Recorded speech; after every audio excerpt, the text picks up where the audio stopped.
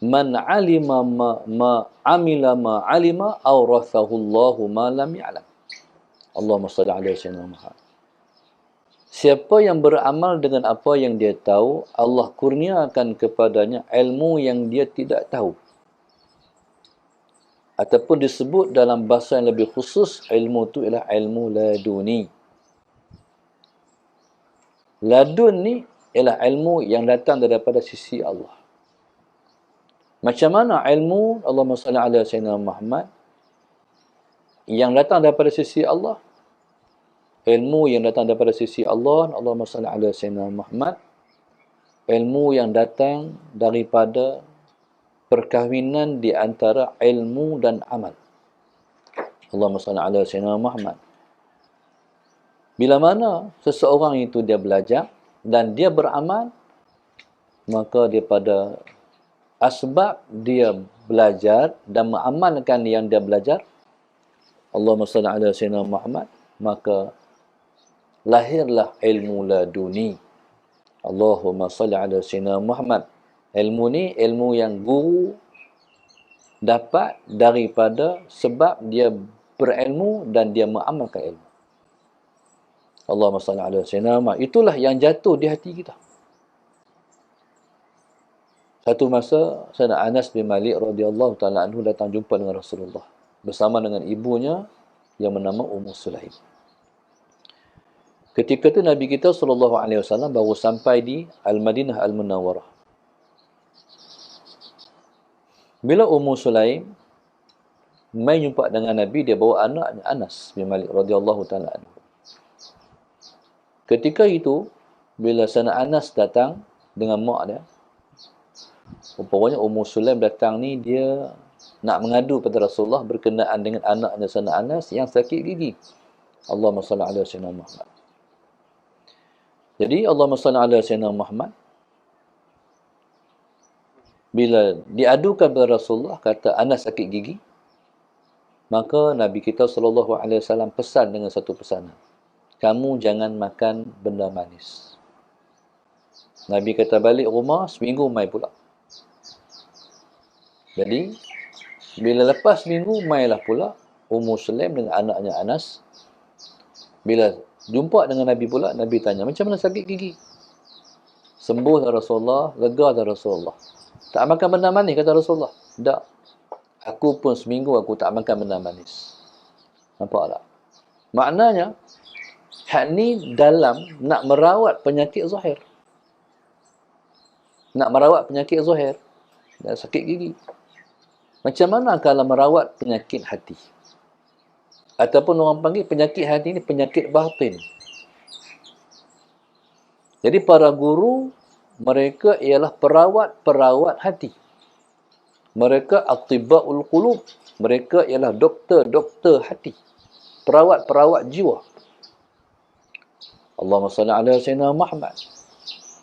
Hati kita ni kalau tak dirawat, hati kita kalau tidak dibersih dan disucikan, kita tidak akan sampai kepada Allah Subhanahu wa taala. Baik, dalam hidup ni untuk berjalan kepada Allah, untuk mendapatkan Allah Subhanahu wa taala, Muhammad sayyidina Muhammad, kita mesti ada pembimbing, kita mesti ada yang menunjuk jalan, yang memberikan kita pedoman. Ini sunnatullah. Kecuali orang yang tak perlu guru ialah orang yang fitrahnya keluar-keluar tu dah bersih. Allahumma salli ala sayyidina Muhammad. Keluar-keluarnya dah bersih. Ni special case. Tak banyak berlaku. Berlaku juga, tapi jarang-jarang. Kalau jarang-jarang tu dihukum tak ada lah. Kata ulama, an-nadiru kal ma'dum. Benda yang jarang macam tak ada. Kesimpulannya, hampir siapa saja yang nak berjalan kepada Allah, dia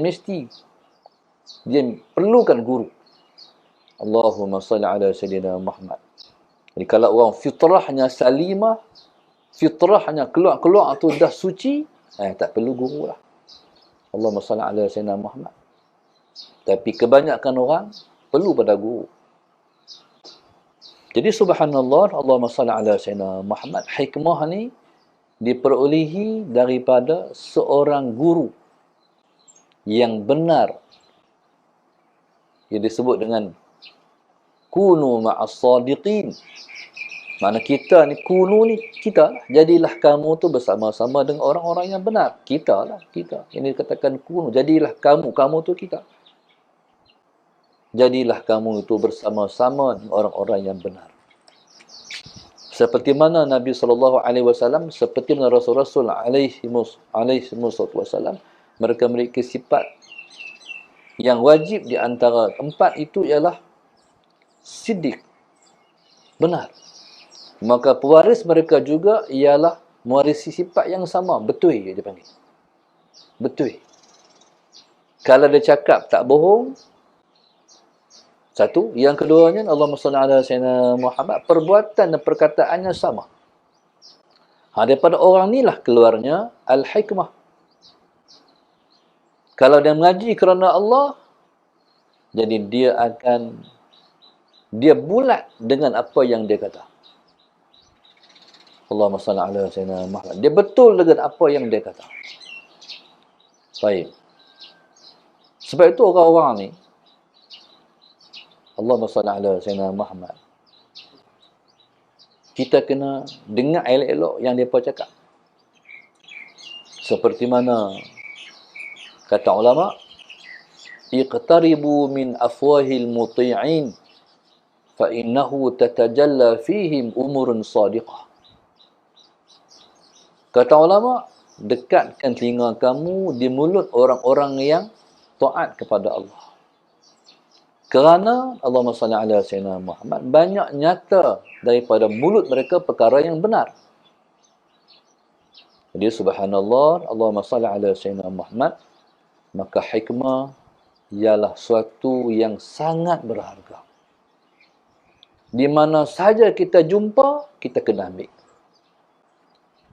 Allahumma salli ala sayyidina Muhammad. Di mana saja kita jumpa al-hikmah ni, kita kena ambil. Allahumma salli ala sayyidina Muhammad.